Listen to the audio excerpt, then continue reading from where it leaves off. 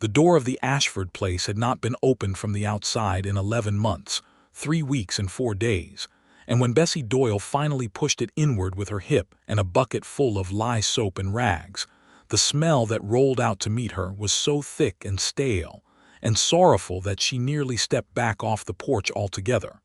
She did not step back. Bessie Doyle had never been the stepping back kind. It was the spring of 1883 in the territory of New Mexico, and the town of Callow Creek sat baking under a sun that had no patience for weakness. The town itself was a modest thing, a main street of packed dirt, a general store run by the Hendersons, a livery stable that smelled better than most of the houses, a church with a crooked steeple that the congregation had been meaning to fix since 1879, and a scattering of homes and homesteads pushing outward toward the mesa like fingers reaching for something they could not quite grasp. It was the kind of town that held onto its people through sheer stubbornness, because the land around it was too harsh to wander, and the people inside it were too proud to leave. Elias Ashford had not left. That much was certain. He had simply stopped participating in the business of being alive in any way that anyone could see. His ranch sat a half-mile east of town at the end of a trail that had grown so thick with yellow grass that in another year or two it would disappear entirely. The house itself had once been a fine thing by frontier standards, 2 rooms built of adobe brick with a covered porch that caught the evening shade, a barn that stood straight and true, a well that produced cold, sweet water even in August. His wife Clara had seen to the curtains in the windows, yellow ones that caught the light in a particular way that made people smile when they drove past. His daughter Rose had planted sunflowers along the fence line, and every July they had come up bright and defiant against the brown landscape. Clara had died of fever in the summer of 1882. Rose had gone 2 weeks after her, the same fever taking the child so quickly that Elias had barely had time to understand that one grief before the second one buried him entirely. The sunflowers came up that July without anyone to notice them. The yellow curtains went gray with dust. The trail filled with grass. And Elias Ashford, who had once been the kind of man who tipped his hat to every woman he passed, and had a laugh that could carry across an entire cattle pen, became a man who spoke to no one and answered to nothing, who appeared in town only when his supplies ran so critically low that starvation became a more immediate threat than the company of other human beings. He was 28 years old, and he was already living like a man who had decided to wait out the rest of his days in the dark. Bessie Doyle had arrived in Callow Creek 6 weeks earlier on the southbound stage from Santa Fe, carrying a single trunk, a carpet bag, a letter of employment from the Callow Creek schoolhouse, and a determination so absolute it was almost a physical thing you could knock your knuckles against.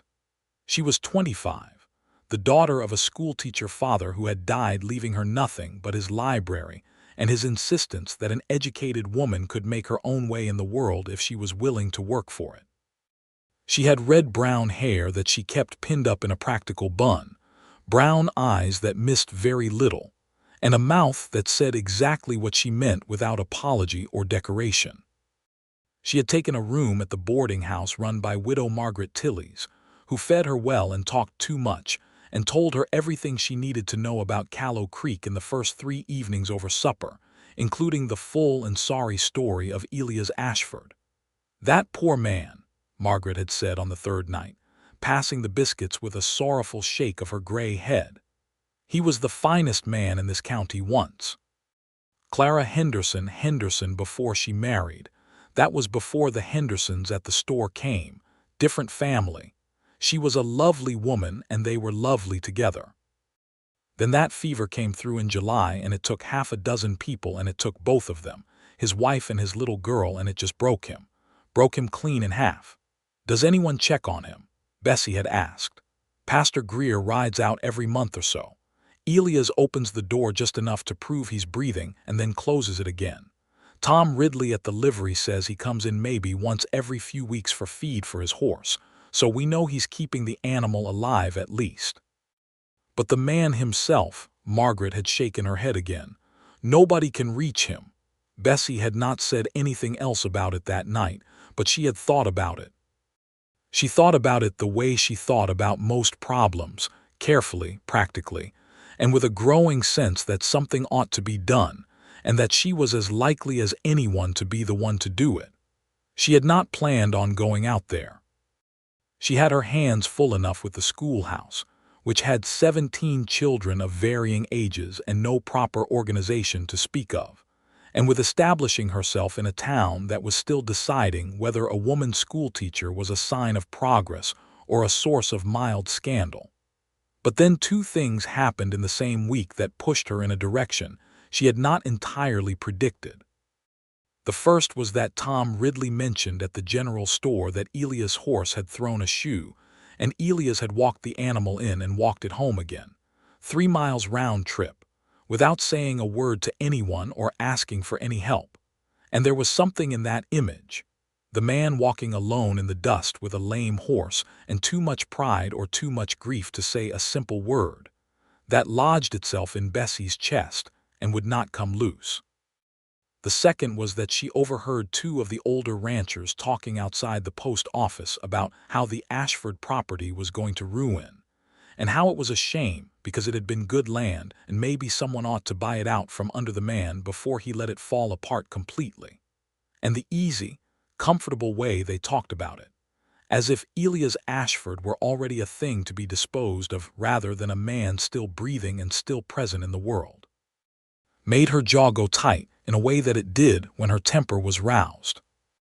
So on a Thursday morning in late April, when the air was still cool enough to make work bearable, and the sky was the particular blue that New Mexico wore in the hours before the heat arrived, Bessie loaded a bucket with lye soap, a good scrub brush, several clean rags, a jar of rendered lard for the leather hinges, and a pot of venison stew she had made the night before. She borrowed Margaret's cart horse, a placid bay named Button, and she drove herself out the eastern trail to the Ashford place without announcing her intention to anyone, because she had learned from experience that announcing intentions gave people the opportunity to talk you out of them. She tied Button to the fence post that still stood straight, took note of the dead sunflower stalks rattling dry as old bones along the fence line, climbed the 3 porch steps and knocked. Nothing. She knocked again, louder, a long silence.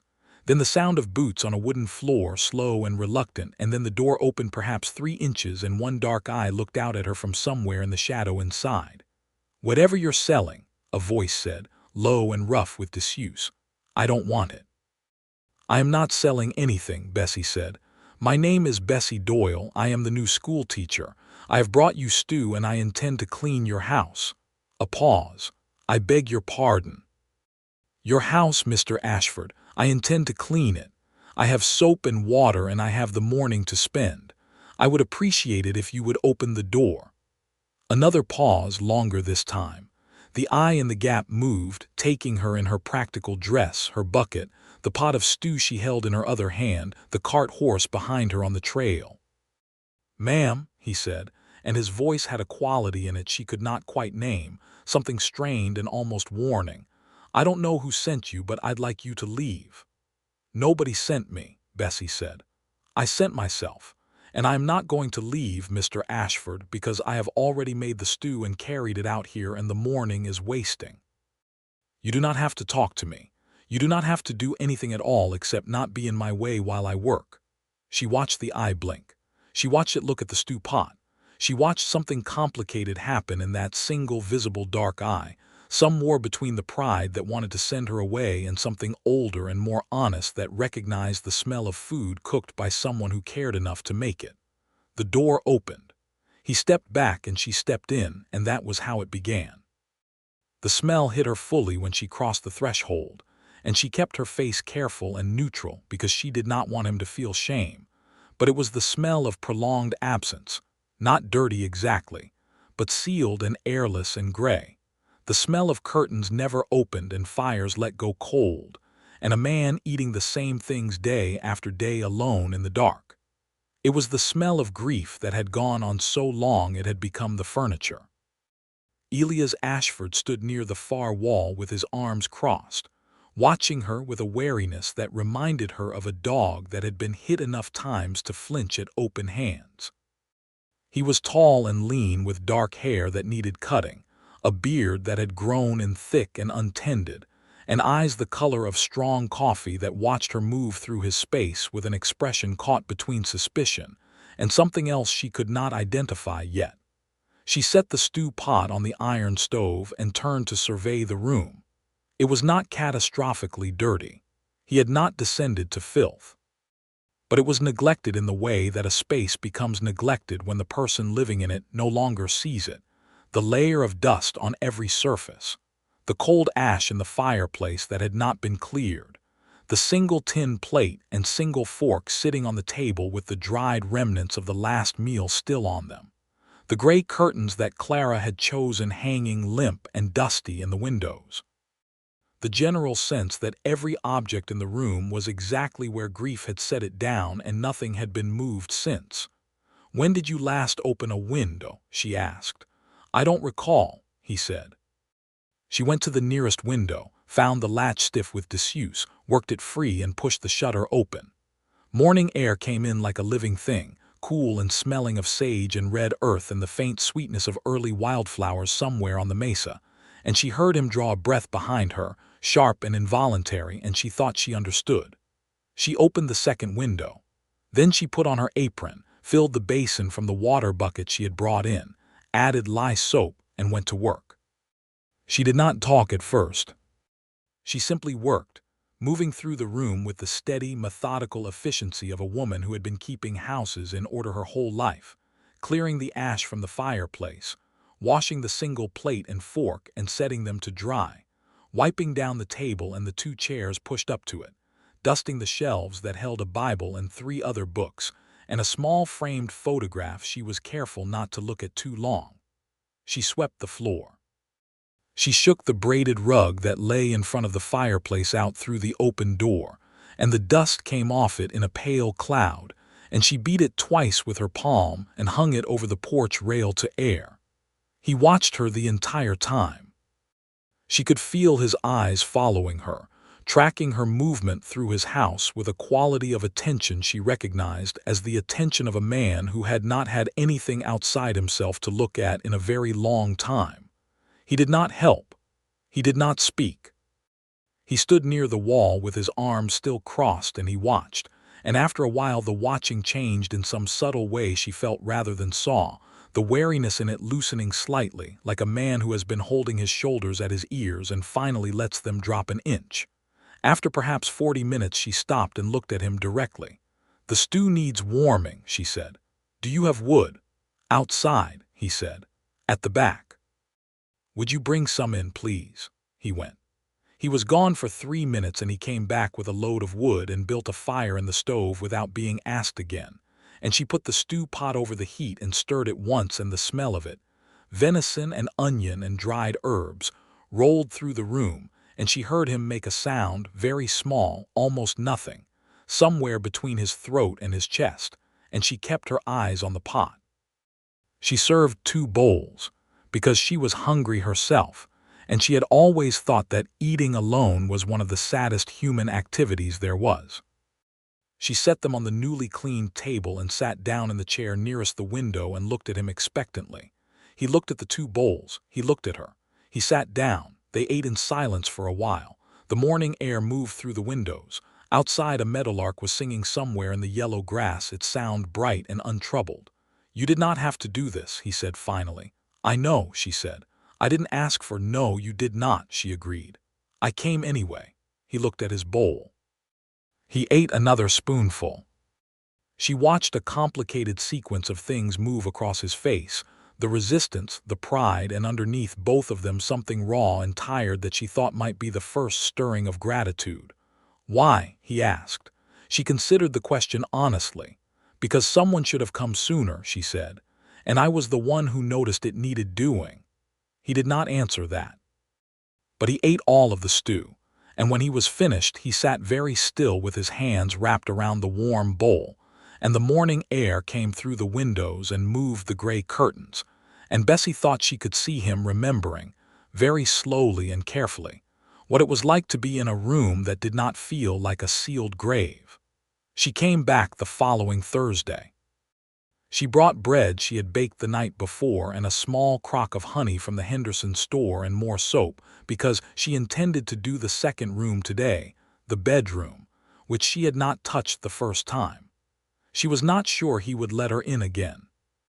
She knocked and waited with the same calm certainty she had brought the first time, and after a shorter silence than before the door opened wider this time, she noted, a full foot rather than 3 inches. He had shaved. It was the first thing she observed, the beard gone and the jaw beneath it clean and rather fine, and he looked younger than she had expected, younger and less formidable without the wild growth of it, and she could see now that he was not much older than she was, perhaps 2 or 3 years at most. She also noticed that the front room was still clean. He had kept it the way she had left it. She did not say anything about the shaving. She walked in, set her things down, and said, "Good morning." "Good morning," he said, and it came out with a slight stiffness, as if he were relearning the shape of ordinary phrases. She cleaned the bedroom.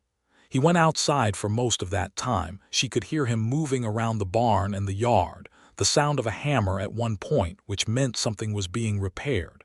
She stripped the bed linens and shook them and remade the bed. She opened the bedroom window and let the air through, and when she moved the curtain aside, she found a small pressed flower tucked into the corner of the window frame, dry and faded, and she recognized it as a sunflower petal from the flowers Clara's daughter had planted. She left it exactly where it was. She found the framed photograph again on the small table beside the bed. She let herself look at it this time. A woman with a gentle face and a child, perhaps 4 years old, laughing up at the camera. She set it carefully back and went on with her work. He came back inside while she was making coffee, which she had started doing because his coffee supplies had been sitting untouched and he looked like a man who needed something hot and good in his hands. "You did not have to do the bedroom," he said. "It needed doing," she said. He sat in his chair, the one at the table that was clearly his, worn smooth at the arms in a particular way. She poured 2 cups of coffee and sat across from him. "How are the children?" he asked, and she blinked because she had not expected him to ask about anything outside himself, and then she realized he must mean her students. 17 of them, she said, ages 6 to 15. About half of them have had some schooling before and the other half are starting from nothing.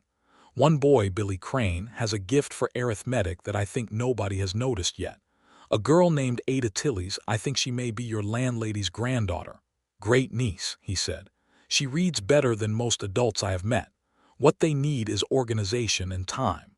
She paused. The schoolhouse roof leaks in the back corner. I have been meaning to mention it to someone. Something happened at the corner of his mouth. Not quite a smile, but a movement in that direction, like the land just before it breaks into a spring. I can look at it, he said. I used to do carpentry before. She did not reach toward that before. She let it sit between them at its natural size. I would appreciate that, she said simply. They drank their coffee. The meadowlark was back outside, or one very like it. The morning moved. I had a daughter, he said suddenly, without preamble or transition, the way people say things that have been sitting behind a door for too long and finally come out on their own. Her name was Rose. Bessie set her cup down and gave him her full attention without making it heavy. How old was she? 4, he said. She would have been 5 in October. The words landed in the room and she let them land. She did not say that she was sorry because everyone had already said that, and words like that eventually went smooth from overuse. She said, "Tell me something about her." He looked at her. The dark coffee-colored eyes went to her with something startled in them, as if the request was unexpected in a way he had not prepared for. She liked frogs, he said slowly. She had no fear of them at all. Clara would scream and Rose would laugh and pick them up with both hands and look at them like they were the most interesting things she had ever seen. He stopped. Something in his throat moved. She had Clara's eyes. Green. He stopped again. Bessie waited. I never got to see what color they would settle into, he said. Kids' eyes change sometimes when they're small. I don't know if hers would have stayed green." "They sound like they would have," Bessie said quietly. "Green eyes like that tend to stay." It was not something she knew to be true, but it was something he needed to hear, and she meant it kindly and honestly, the way a friend means something, and it must have landed that way because he exhaled slowly and the set of his shoulders, that particular rigid brace he carried, softened almost imperceptibly. She came back the third Thursday and the fourth, and by the fifth Thursday she did not bring cleaning supplies because the house was clean. She brought a pot of beans and cornbread, and she came inside and they cooked together in a somewhat complicated and occasionally inefficient fashion because they were learning each other's rhythms in a small space, and at one point they both reached for the wooden spoon at the same moment, and their hands met on the handle and they both went very still.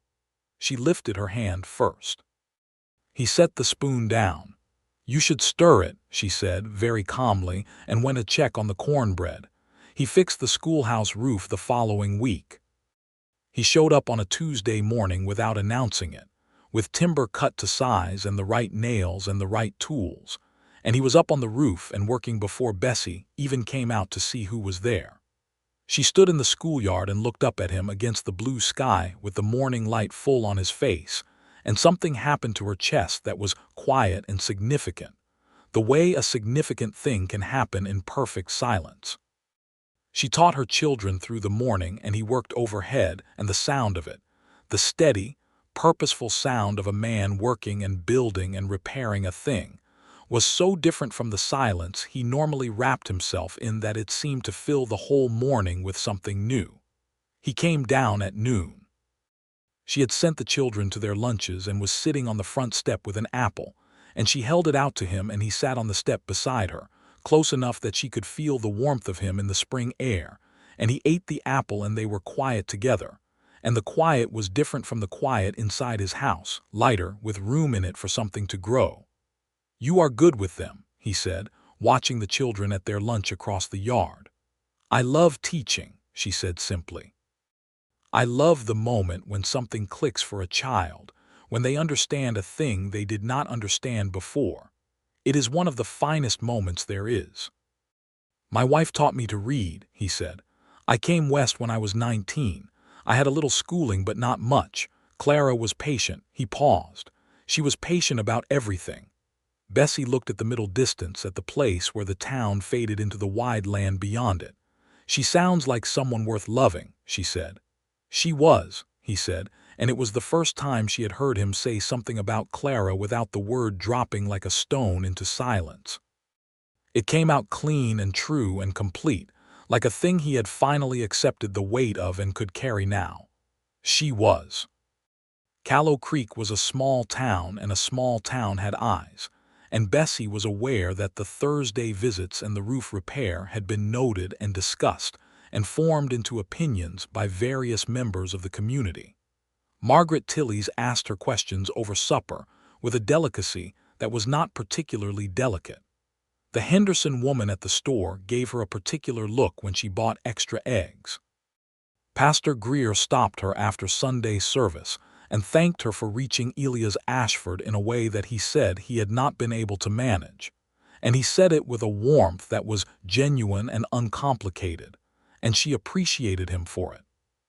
There was also Sheriff Dale Prout, who was a good man but the suspicious kind, who asked her one afternoon when she was collecting her mail if she was aware that Elias Ashford was a man in a fragile state, and whether she knew her own intentions clearly before she went further with whatever she was doing. She looked at him without heat or offense and said, "Sheriff, I went out there to clean a house and bring a man a meal. What he does with himself from there is between him and God. I have clear intentions about a clean house. I will worry about the rest as it comes." Prout had nodded slowly and let her go, but she had seen something in his face that was not disapproval so much as protectiveness, and she thought she understood. Elias Ashford had people in this town who watched out for him in their limited way, who did not know how to reach him but who cared about him still. That meant something. It was in late May, a full month after her first visit, that something shifted between them in a way that neither of them had exactly planned. She had brought her copy of Dickens that evening. She had taken to coming in the evenings sometimes after the school day, when the light was long and gold and the heat had broken, and she read aloud while he oiled his saddle at the table, because she had noticed he was a man who needed something to do with his hands while he was still enough to receive anything. She had been reading for perhaps half an hour, a long and lively passage that made her laugh out loud at one point, and she looked up from laughing to find him watching her with an expression so unguarded she felt the impact of it like a step missed on a stair. He was not sad in that moment. He was present. He was watching her laugh with something in his face that was open and wondering and careful, the way a person looks at a fire when they have been cold for a very long time and they are not sure yet that they deserve the warmth. She stopped laughing, not because the moment frightened her, but because it was serious and she was a person who took serious things seriously. Elias, she said, and it was the first time she had used his given name. He did not correct her. "Are you all right?" she asked. "I don't know," he said honestly. "I think I might be getting better. I'm not certain what that feels like anymore." She closed the book over her finger. "What does it feel like right now?" He was quiet for a moment, looking at his hands where they rested still on the oiled leather. "It feels like," he stopped, started again. "It feels like coming back to a place after dark and not being sure it's the right house, but the smell of it is right. The smell of it is familiar, good." The words sat between them with their full weight, and she let them sit there. "That is a good sign," she said finally, gently. "Yes," he said, "I think it might be." They were quiet for a while after that, a different kind of quiet, the kind with something growing in it. June arrived with its full heat and its relentless sky, and the town moved at a slightly slower pace, as it always did when the temperature climbed into the 90s. Elias had taken to coming into town more frequently. He repaired the fence behind the livery for Tom Ridley in exchange for winter feed credit. He showed up one Saturday morning and helped the Hendersons shift a piece of shelving in the store that had been crooked since February. Small things, each one a stitch in a larger fabric, the fabric of a man relearning how to be present in the world he lived in. He also brought Bessie a small bunch of wildflowers one Thursday evening, holding them with a self-consciousness that was so acute she had to work to keep her face neutral and kind rather than breaking into the smile she felt pushing against the inside of her expression. They were blue and yellow, gathered from somewhere on the ride over, tied with a piece of twine, and he held them out and said, "I passed a field of them. I thought they seemed," and he stopped, because apparently that sentence did not have an ending he was comfortable with. She took the flowers and put them in a tin cup with water and set them on the windowsill and said, "They are beautiful, thank you," and meant it completely. He stayed for supper, and they played a game of checkers afterward that she lost badly because she was distracted by the way he looked in the lamplight, the way the darkness of his eyes caught the flame, the way he moved the checkers with a deliberate, considered care that she had begun to recognize as characteristic of everything he did. They were not in a hurry. Neither of them were the hurrying kind, or if he had been once, grief had slowed him to a pace that matched hers, which was thoughtful and deliberate and real. She was not going to rush into something she did not understand, and he was not capable of rushing into anything at all. And so what happened between them happened the way a river carves a canyon slowly, without announcement, through the persistent accumulation of small encounters. He told her about his father one evening, a hard man from Ohio who had come west with a plan and almost no luck, and had died owing more than he had ever owned. He told her about coming to New Mexico at 19 with $30 and a willingness to work, about hiring on as a hand for a rancher named Beaumont who had treated him fairly and taught him cattle, and eventually helped him acquire the land he built his house on. He told her how he had met Clara at a church social, how he had spilled punch on her dress, and she had looked at him with a patience so complete and natural that he had known in the first 5 minutes she was exceptional. He told these things carefully, the way someone tells things they have not told before, and she listened the way she always listened, fully, without interruption, with the kind of attention that makes a person feel that their story matters. In return, she told him about her father, the schoolteacher with the wonderful library and the impractical belief that education could fix anything.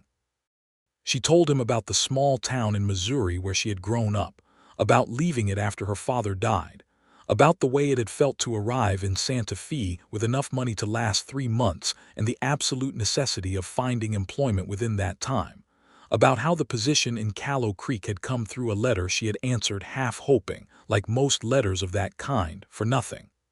"I am glad it came through," he said. "So am I," she said. She said it looking at the wildflowers on her windowsill.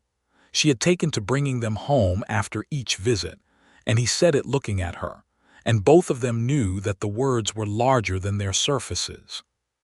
It was in July, on the anniversary of Clara and Rose's deaths, that Bessie went out to the ranch at dawn without being invited, and without any supplies except a blanket she folded over her arm and 2 cups of coffee in a canteen. She had not known whether to go at all.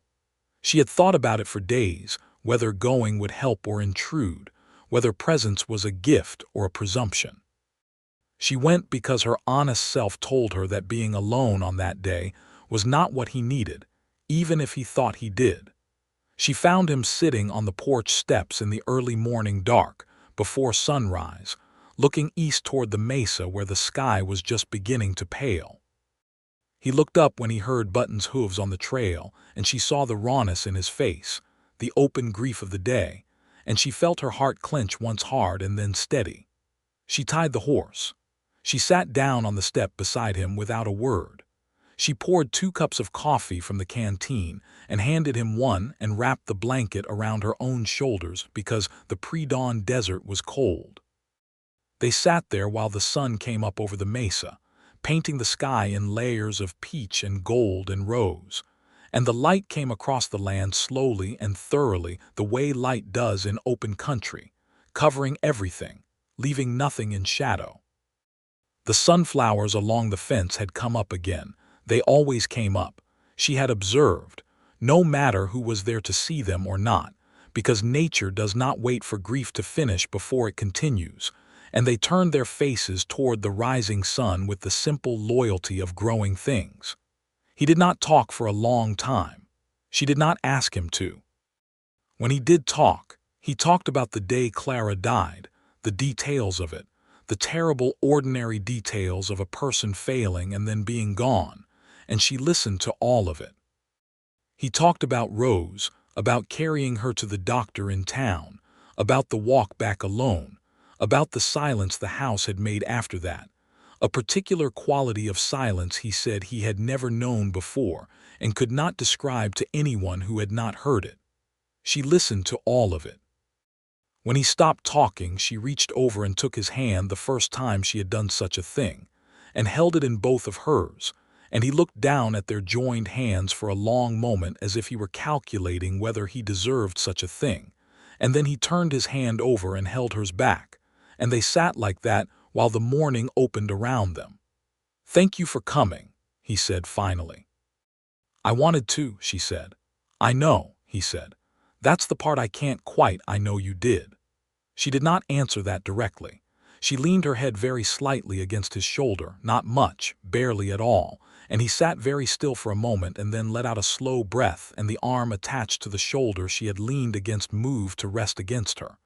They stayed on the porch until the morning was fully committed to being morning. Then she made breakfast in his kitchen, and he did the dishes, and she went back to town to teach her school, and he went to his work in the barn.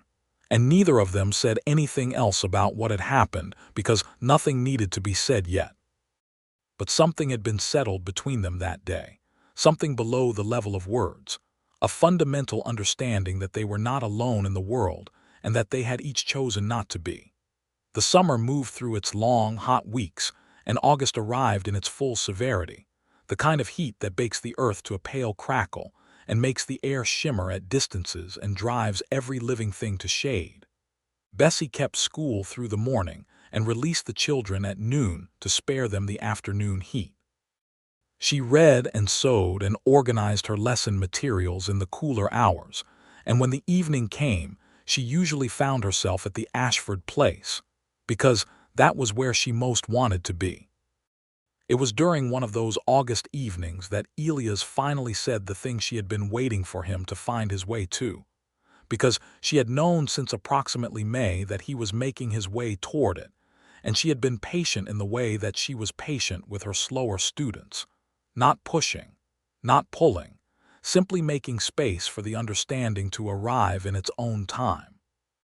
They had eaten supper and the dishes were done, and they were sitting on the porch in the evening air, which was still warm but no longer brutal, and the sky was doing the extraordinary things it did in this part of New Mexico at dusk: layers of color, deep purple and orange, and a particular burning coral that existed only in that specific quality of light.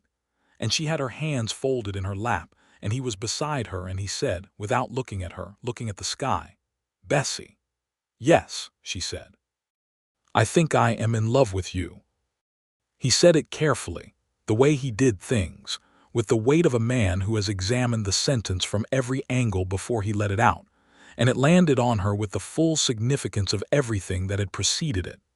The 11 months of silence, the 3-inch crack in the door, the shaved jaw on the second Thursday, the wildflowers tied with twine, the hand held on the anniversary porch. "I think," he said, still not looking at her, because looking at her would make it even more significant than it already was, and he was managing as much significance as he could handle, "that I am terrified of that." "I know," she said. "I know you know," he said. "You seem to know everything before I say it." "Not everything," she said. "Some things I need to hear."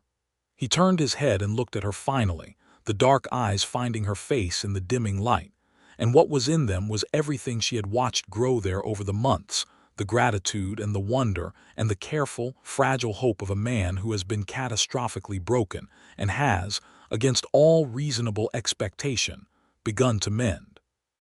"I love you," she said back, because it was true, and she was not a woman who held true things back when the time for them had arrived.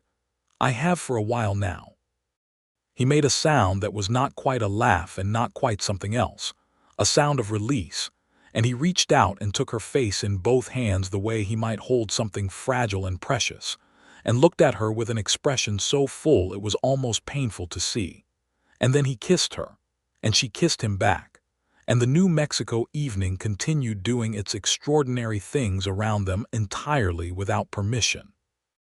They were not careless people, and they were not foolish people, and they both knew that love, once said, carries responsibilities.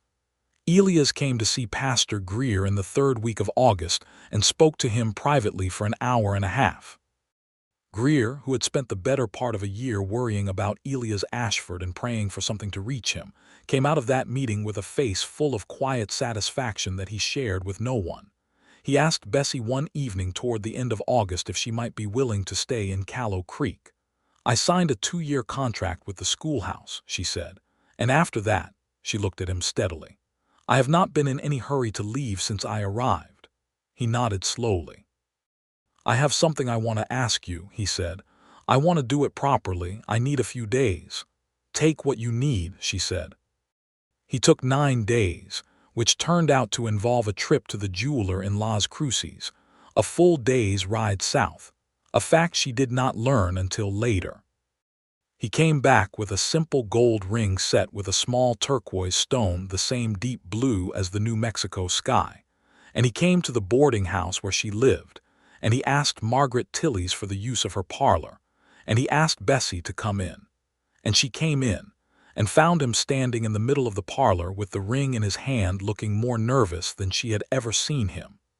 And she had seen him face the memory of his greatest grief on the porch at dawn without looking away. "You know what I am going to ask," he said. "Yes," she said.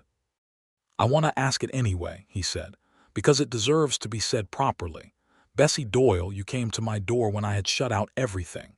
You brought light into a very dark house in ways that had nothing to do with the cleaning, though the cleaning mattered too. You listened to things I had not been able to say to any other living person. You sat with me on the worst morning of my year, and you did not try to fix it, you just stayed. You stayed. He paused. I want you to stay. I would like to spend the rest of my life trying to deserve the fact that you came to my door when you did. Would you marry me? She said yes.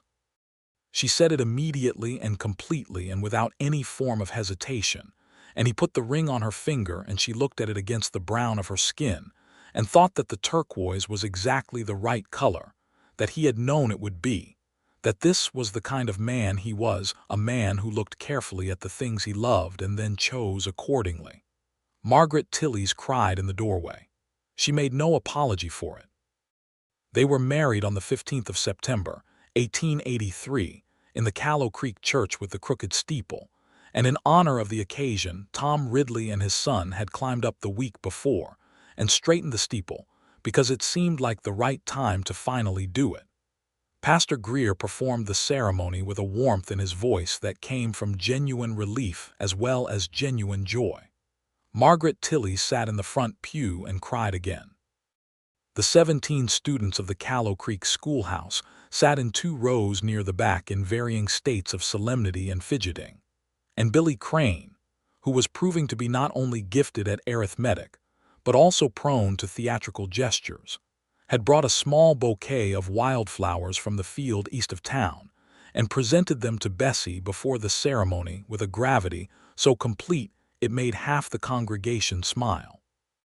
Elias stood at the front of the church in his best clothes, which she noted he had brushed carefully, and when she walked down the short aisle toward him, he looked at her with that expression she had first seen on the porch in May, open and wondering and careful. And she thought, not for the first time, that it was the finest expression she had ever seen on a human face. The vows they made were simple and honest, and they meant every word. After the ceremony, there was a supper in the churchyard that half the town came to, long tables covered with food, lanterns strung between posts, a fiddle player from out toward Mesilla who knew a remarkable number of songs and played them all with equal enthusiasm. They danced on the packed earth in the September evening air, Bessie and Elias, somewhat imperfectly because neither of them was particularly accomplished at dancing, but with a happiness so genuine that perfection was beside the point. Sheriff Prout caught Bessie's eye at one point during the evening and raised his cup to her in a salute that was simple and sincere, and she returned it with the same simplicity. She moved into the ranch house the morning after the wedding. She had her trunk and her carpetbag and her father's library, more books than anything else, and Elias had made a shelf for them in the main room, built it himself from good pine, sized exactly to the dimensions she had told him. When she saw it, the shelf he had made for her books, something tightened in her chest in a way that was not sadness at all. That first morning as man and wife in the house that had been so silent and sealed, she opened every window and the morning air came through in a great sweep, and she looked around the room clean and aired and warm in the September light, with her books on the new shelf and the turquoise ring on her hand, and Elias standing in the doorway of the kitchen looking at her with his coffee cup. And she thought that it smelled like a home now. She thought it had smelled like a home since she first opened that window in April, but she had not been certain until now. They had their first real argument in October over the question of whether to expand the cattle operation or take on a wheat crop for supplemental income. A disagreement so thorough and so spirited that it lasted 3 days and covered 4 different conversations, and was resolved eventually not because either of them surrendered their position, but because they found a third solution that neither of them had thought of independently, which was to do a small wheat crop on the flat field to the south, while holding the existing cattle numbers stable and reassessing in spring. After they resolved it, Elias looked at her across the kitchen table and said, "You are the most stubborn woman I have ever encountered." "I know," she said. "You have mentioned that. Were you expecting otherwise?" He was quiet for a moment. "No," he said, "I was not." And the corner of his mouth made the movement she loved, the almost smile that was really a full smile in disguise. She went on teaching her school through the fall. The roof did not leak anymore. Billy Crane discovered he was also talented at reading, and at the age of 12 was working through books intended for 15-year-olds, which delighted Bessie entirely. Ada Tillys's handwriting had improved to the point where Bessie used it as an example for the younger children. 3 new families settled outside town in October, which meant 4 new students, and the welcome problem of reorganizing the class groups. Elias continued his return to the community that he had begun that summer, slowly and in his own way, without fanfare or announcement. He was not a sociable man in the manner that some men are voluble and easy with strangers, but he was reliable and competent and fair, and in a town like Callow Creek, those qualities were recognized and valued. He served on the committee that planned the road improvement between Callow Creek and the next settlement. He helped Pastor Greer repair the church cellar before the winter. He was not the man he had been before the grief had taken him, exactly. That particular man was gone in the way that all former selves are gone, but he was a different man, new in some ways, stronger in others, carrying what he carried with a balance that had not been possible 12 months before. He and Bessie talked about Clara and Rose sometimes, in the natural way of 2 people who have decided to be honest with each other about everything that matters. She did not pretend that his former life had not existed, and he did not hide it from her, and what they arrived at was something that she thought was the only healthy arrangement. He loved those people. He would always love those people, and that love did not diminish what was between him and Bessie, but existed alongside it, in its own true and permanent space. The sunflower stalks went dry in October and rattled in the wind, and Bessie collected the seed heads carefully and stored the seeds in a jar for the spring. The first winter of their marriage was a good one. The house that had been silent was full of sound, her voice reading aloud, his voice answering, the creak of the shelf settling with the weight of books, the sounds of cooking and of fire, of 2 people moving through a shared space with the comfortable competence of people who have decided where things go and what order things happen in and who does which part of which task. She graded papers at the table in the evenings, and he read by the fire, having inherited something of her father's taste for reading that she had communicated to him without quite intending to. And the lamp burned late in the windows of the Ashford place, in a way it had not for a very long time. On Christmas they had Pastor Greer and Margaret Tillys and Tom Ridley and his wife for supper, 6 people around a table that had held one person's solitary meals for 11 months, and the noise and warmth of it, the plates passed, and the conversation overlapping and the laughter. There was real laughter in that room. Hers and Elias both made the walls seem to breathe. After the guests had gone and the dishes were washed and the fire was low, Elias came up behind her where she was folding the tablecloth and put his arms around her from behind and held her with his chin on top of her head, and she leaned back into him and held his arms in place, and neither of them said anything for a good while. Then he said, "Do you know what this house smelled like when you first opened the door?" "I do know," she said. "And now," she breathed in. Pine smoke and beeswax candles, and the remains of the supper and soap and cold winter air, and underneath all of it, the particular quality of a house that is lived in by people who are glad to be in it. "It smells like home," she said. "Yes," he said. "It does." A pause. "I had forgotten what that was. I did not know I had forgotten until you opened the door." She turned in his arms so she was facing him. In the low light of the banked fire his face was all gold and shadow, the fine jaw she had first noticed on the second Thursday, the dark eyes that looked at her now with an openness she knew he had not shown to the world in a very long time. "I am glad I knocked," she said. "So am I," he said. "Every day, more than you know." She kissed him in the Christmas firelight, and he held her close, and the wind outside did what it always did in December in New Mexico, moved across the land with authority and without apology, and inside the house the warmth held. Spring came back to the territory with its particular drama, the desert blooming in the weeks after the rains, colors so sudden and vivid they seemed impossible, the mesa wearing a haze of new green, the sky returning to that brutal, saturated blue that Bessie had never seen anywhere else and now thought of as her sky, the sky she lived under. She planted the sunflower seeds along the fence line in March, pushing each one into the turned earth with her finger, and Elias stood behind her and watched for a moment before crouching down to help, and they went along the fence together in the early spring quiet, planting every seed that had come from last year's stalks, and when they were done they stood and looked at the row of small turned patches of earth, and Bessie took his hand. "They will come up," she said. "They always do," he said. There was something in the way he said it that was different from how he might have said it a year ago. It was not resignation or hollow habit.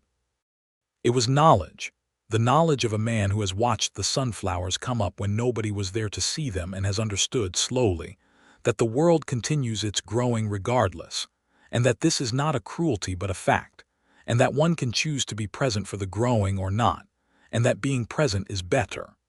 In April, 1 full year after Bessie had first walked through his door with a bucket of lye soap and a pot of venison stew, she told him she was expecting a child. She told him in the kitchen in the morning, over breakfast, with the directness she always had because she had found that the plain truth given plainly was almost always the kindest gift. He looked at her across the table, and she watched his face move through things, the initial surprise, and then something more complex, a passage of emotion she could see but not entirely name, something that was joy and grief and love and fear arriving in the same moment, and she was prepared for all of it, and she let it all happen in him without interference.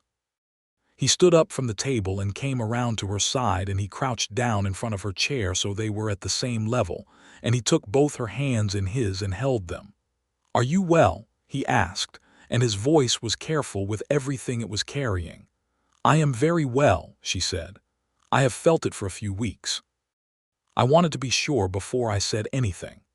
He looked at her with those dark eyes, and she could see him measuring himself against the fear of loving something that could be taken, the fear that was entirely rational given what had happened to him, and she could also see him deciding, as deliberately as he decided everything, that the fear would not win. That he would love what was coming with everything he had, openly and without protection, because that was what Bessie had given him back, the understanding that love without risk was not love but something smaller and duller, and that the risk was worth taking. "I am terrified," he said. "I know," she said. That is the appropriate response. Something in him broke open just slightly in the best way, and he laughed, a real laugh, full and unguarded. And she laughed with him, and he stood up and pulled her up with him and held her for a long moment, and the morning light came through the open windows, and the March air moved the curtains that she had replaced in October, new ones, a deep red that she had made herself because she had strong feelings about window curtains. "We are going to be all right," she said against his chest. "Yes," he said, "we are." The news moved through Callow Creek in the way that news always moved through Callow Creek, which is to say that by the time Bessie mentioned it to Margaret Tilley's on a Thursday, the entire town had already heard it through some mechanism that defied explanation. Margaret wept happy tears. Pastor Greer looked skyward with an expression of satisfaction. Tom Ridley's wife brought a quilt she had been working on for a neighbor and redirected it to Bessie instead, because the neighbor could wait and this could not. The summer was Bessie's last as a schoolteacher, at least for some years, and she knew it, and she made the most of it. She organized the school more thoroughly than it had ever been organized, created written lesson plans detailed enough that whoever came after her would have a foundation to work from, and spent extra time with Billy Crane and Ada Tilley's and the 3 Vega children, who had arrived from the new settled family and were quick and eager students with a liveliness that delighted her. She was visibly expecting by July, and the children accepted this with the practical matter-of-factness of frontier children, some of whom had more experience with birth and its attendant events than most city adults. She stepped down from the teaching position at the end of August, with the understanding from the school board that she might be interested in returning in future years once her family situation allowed, and with the private intention that she absolutely would.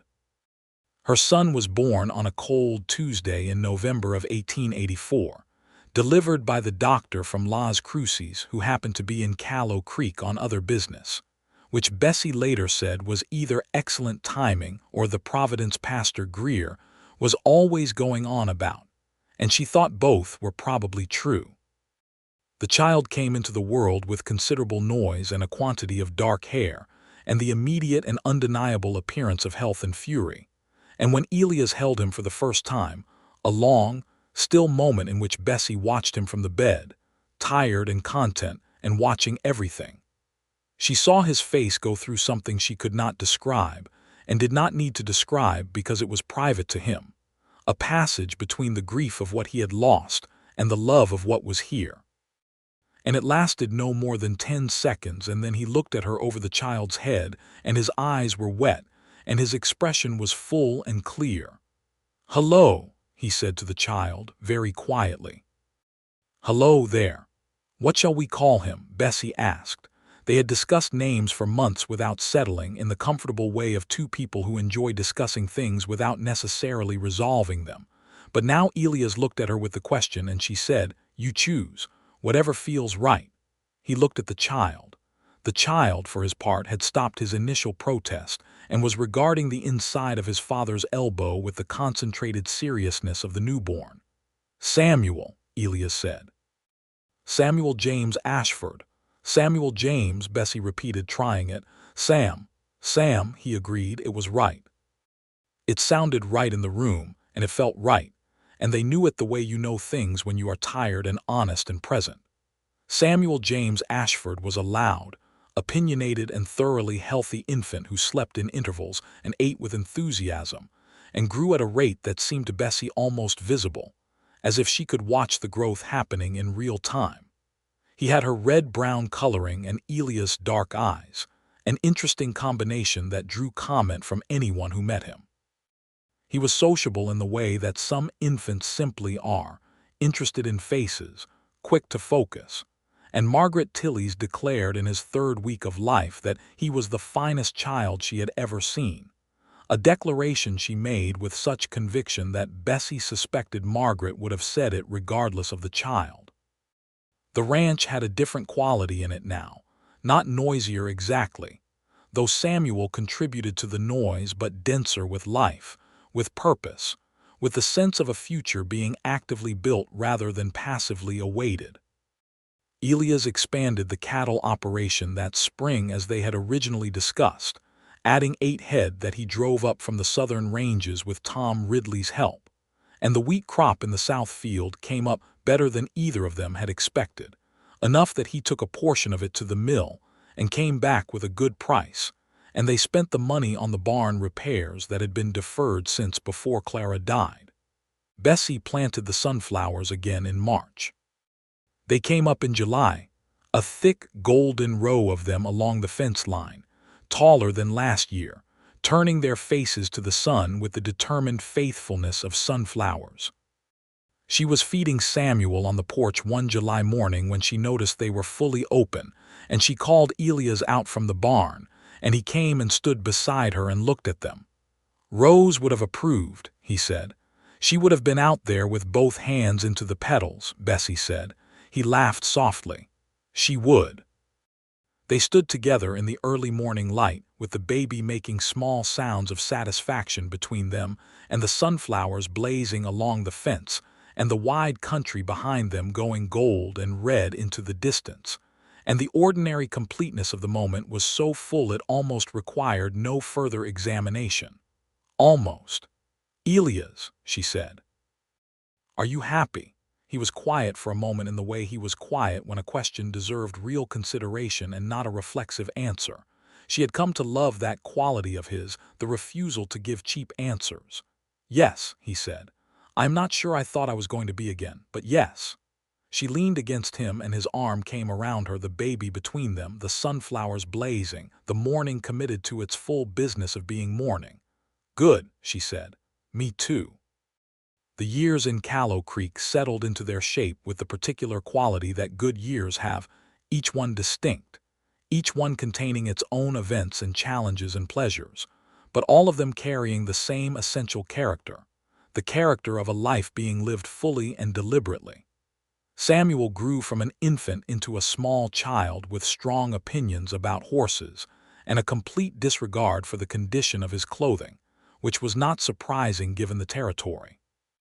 By the time he was 3, he was following his father around the ranch with a tiny seriousness that made every adult who saw it want to smile, but refrain, because his dignity seemed to require it. Bessie returned to teaching in the fall of 1887, when Samuel was old enough to spend his mornings with Margaret Tillies, who had appointed herself his honorary grandmother with such conviction and consistency that the title had simply become true. The schoolhouse by that point had 22 students, a new coat of whitewash on the exterior, and a small lending library that Bessie had started with donations of books from the community, seeded with several volumes from her own father's collection. Billy Crane, by that point 15, was the student she worried about losing. She could see him bumping against the ceiling of what she could offer him, and she wrote 2 letters on his behalf to a school in Albuquerque that offered more advanced instruction, and was deeply satisfied when they admitted him. His mother cried at the news. Bessie felt it was appropriate crying. The second baby came in 1888, a girl this time, arriving in spring with the same healthy certainty Samuel had displayed, adding her voice to the ranch house in a way that Bessie thought was exactly right. The house had been built for living, and it was doing its proper work. They named her Clara. It was Bessie's suggestion. She had held the idea quietly for some time, not wanting to push it on Elias, but when the child arrived and she looked at her, she knew. She told Elias what she was thinking, and she watched his face carefully. He was still for a long moment. Then he said, "Are you sure?" "I am," she said. "She deserves to have her name in the world. That does not take anything from anyone." He nodded slowly, carefully, the way he moved through significant things. "Clara," he said. "Clara me Ashford." He looked at the baby, then at Bessie, then at the baby again. "Yes," he said, "that is right." Clara me Ashford was her own person from the first days, quieter than Samuel had been, but intensely watchful, with eyes that tracked movement and faces, and the play of light through the window curtains with an attention that Elias said reminded him of how Bessie read a room. Bessie took this as a high compliment. The sunflowers came up faithfully every summer along the fence line, and each summer there were more of them as the plants spread and self-seeded. And the row that had begun as a careful replanting of Rose Ashford's original flowers had become a genuinely magnificent display that people in town spoke of, and that travelers on the eastern road sometimes stopped to look at. Elias had his difficult days. She knew that, and he knew she knew it. The grief that had sealed him in his house for the better part of a year had not disappeared entirely. It had transformed, as grief does when it is properly attended to, from something that takes over a life to something that lives alongside a life, smaller than it was, still real, but no longer in command. There were mornings in July when he was quiet in a particular way she recognized, and she gave him space in that quietness and was present in it and made sure the children were occupied elsewhere. And by midday, he was usually back, present and engaged, carrying whatever he carried with the balance he had worked hard to develop. She asked him once, not early in their marriage but several years in, when they had the conversational ease of people who have lived together long enough to have the real conversations, whether he ever regretted opening the door that first April morning. He looked at her for a long moment across the supper table, with Samuel engaged in a complicated game with his fork and Clara watching him with her intense toddler focus. "No," he said, "not for 1 hour of one day." "Good," she said. "Do you?" he asked. "Opening whose door?" she asked. "Mine, coming out there with your lye soap and your certainty." She considered it genuinely, the way he would want her to. "No," she said. "I think I was always going to end up on that porch. I think that is what happened. "I think so too," he said. "I don't quite understand the mechanism of it, but I think so too." The town of Callow Creek grew in those years with the tentative, stubborn growth of frontier towns, adding a second store and a proper doctor's office, when a young physician named Eastland came out from Albuquerque and decided to stay, and a telegraph office in 1886 that connected them to the wider world in a way that felt extraordinary for approximately 2 weeks and then became ordinary, as all extraordinary things eventually do. The church steeple stayed straight. The road to the neighboring settlement improved. There were troubles too, because there were always troubles in the territory. A drought in the summer of 1886 that hit the cattle operations hard and required careful management to survive without losing the herd entirely, which they managed by moving the animals to the upper range, where there was more grass, and hauling water from the lower well in the long August weeks. A dispute between two homesteading families over a water right that consumed most of the town's attention for 3 months that same year, eventually resolved in a meeting at the church where tempers were considerable, and Pastor Greer earned every bit of his pastoral salary.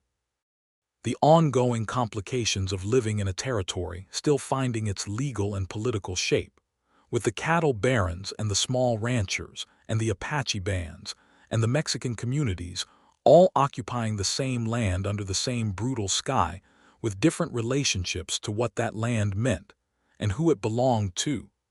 Questions that did not have simple answers, and that Bessie thought about seriously, and that Elias thought about in his quieter way, and that both of them tried to teach their children about with honesty. Because she had been a teacher, and because she believed in honesty, Bessie was not in the habit of giving her children comfortable lies in place of complicated truths. When Samuel was old enough to ask about the Apache families who came through the territory and whom he saw occasionally at the edges of town or in the desert at distance, she told him the truth about the land and its history, in the terms a child could understand, but without the omissions that would have made it comfortable. Elias backed her in this entirely, having his own considered feelings about what had been done in the name of settlement and expansion, feelings that made him uncomfortable sometimes because he was himself a settler on land that had meant other things to other people, and he thought that discomfort was the appropriate response and not a thing to be resolved away. The territory became the state of New Mexico eventually, in 1912, a full generation after the events that had begun on Bessie Doyle's first walk up to the Ashford porch, and by that point the world had changed enormously in ways both expected and not, and the town of Callow Creek had changed with it, and Elias and Bessie Ashford had aged into a different season of themselves, not old in any diminished sense, but settled the way good wood settles, deeply and strongly. But in the years that mattered most to the story, the years between 1883 and the early 1890s, the life they built in that adobe ranch house east of Callow Creek was the life they had both, in different ways and from different starting points, been trying to find their way toward. It was not a life without difficulty. It was not a life without loss. It was a life with both of those things in it, held alongside the love and the daily work and the children and the sunflowers and the coffee in the mornings, and the lamp burning late when she was grading papers or he was finishing a book. Samuel Ashford grew up to be a rancher like his father, with an additional talent for mechanics that would serve him well as the century turned, and the world began to change in mechanical ways. He was a good man, patient and deliberate in the way his father was, with his mother's directness and his father's eyes. He married at 23, a clear-eyed young woman from the settlement to the north named Frances, who rode better than he did and made no secret of it, and Bessie thought she was exactly right. Clara Ashford grew up with her mother's love of books and her father's quiet depth, and a gift for music that appeared as if from nowhere since neither parent was particularly musical, and she learned the piano on an instrument that arrived in Callow Creek in 1893, and took the children's music lessons with such seriousness that her teacher, who had come from Albuquerque specifically to teach in the territory, told Bessie privately that Clara was the most gifted student she had worked with in 15 years. But before any of that, before the grown children and the state and the centuries turning, there was a particular evening in the autumn of 1885 that Bessie kept in her memory with special clarity for the rest of her life. It was October, and Samuel was almost a year old, and Elias had been working the south field and she had been marking her school papers at the kitchen table.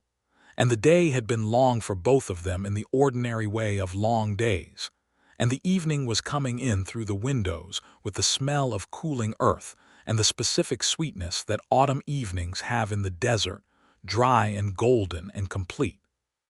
Elias came in from outside and washed his hands at the basin, and she heard him behind her and did not look up from her papers because she was in the middle of correcting a sentence.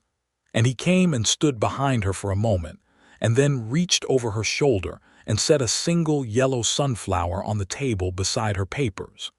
She looked at it. It was one of the last flowers of the season, a late bloomer, and it was fully open and perfect, and it had dirt on its stem where it had been pulled from the earth, and it was the most beautiful thing she had seen all day. She set down her pen and picked it up. "The field is finishing," he said behind her.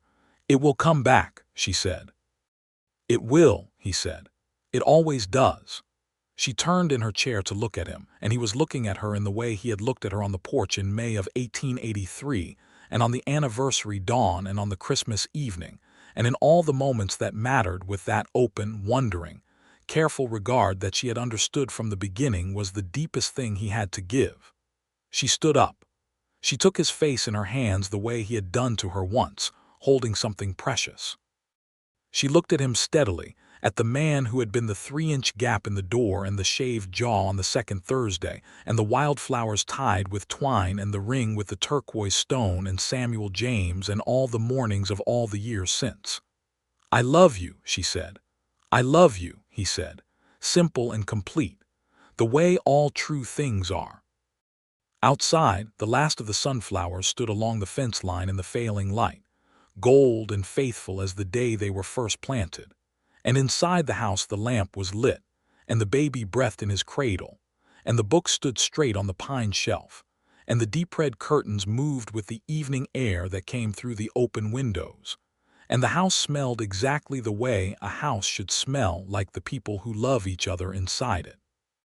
Like fire and coffee and earth and everything that has been worked for and kept and held and tended with care. It smelled like home. It had smelled like home since April of 1883, since the morning a woman named Bessie Doyle had knocked on a door without being invited and pushed it open with her hip and brought the morning in, and a man named Elias Ashford had stepped back and let her through, and everything that mattered in both their lives had walked in with her and set itself down in the light.